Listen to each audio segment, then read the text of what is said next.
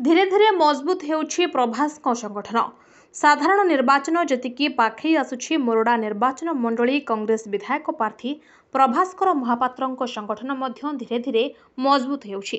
अन्य दलर नेता और कर्मी आसी कांग्रेस दल में सामिल होउछंती।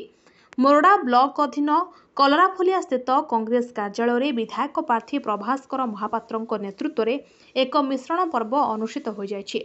सुलियापदा कुजिटीही पंचायत बिजेडी नेता प्रताप राज, समारजित दास, शिवनाथ थयाल, गणेश्वर आचार्य नेतृत्व में 6 जन वार्ड सभ्य जोग देथिबा बेले मोरडा पंचायत पूर्वतन समिति सभ्य उर्मिला पात्र नेतृत्व में युव बीजेपी नेता निश्चित महांत, जगदीश महांत, बीजेडी युव नेता रावण मुर्मू, दुबाई मुर्मू जोग देथिले।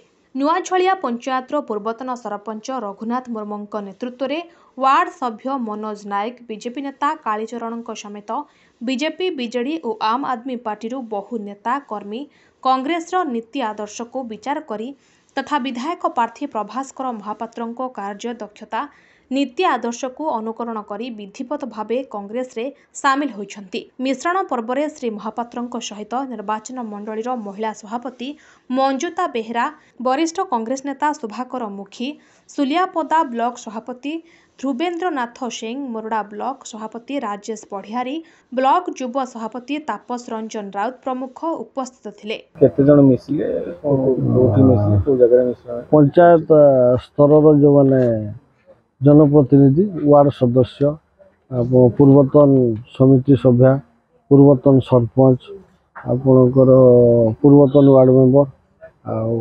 भारतीय जनता पार्टी युव नेता, विजु जनता दल युव नेता, आपुर महिला नेत्री मैंने समस्ते प्राय 25-30 रु ऊर्ध कांग्रेस दल आज सामिल है।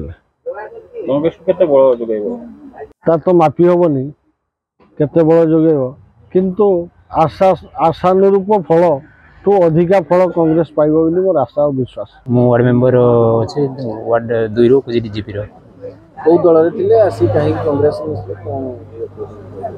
मो तो सेमती आगरो कौन से दल रे निर्धारित दल रे मो नथिली तो कांग्रेस रे मिस्सी आ केते सुदृढ़ करिवे कांग्रेस सुदृढ़ करने तो निश्चित चेष्टा करूँ। विजु जनता दल कार्यक्रम देखिए मत असंतुष्ट व वितृष्णा लगे बाध्य कांग्रेस पार्टी जॉइन कले। तबे जो मोरडा निर्वाचन वाली केते सुदृढ़ करियो बोली आशा रखु। मत प्राणपण लगी चेष्टा करी केते दूर करि सेटा समय ही कहबो, वर्तमान किसी कहि परबे। मु आगो विजय दल काम करथिले, गत इलेक्शन भी सरपंच प्रार्थी थे 25टा भोट रे मो हारी जाइछले।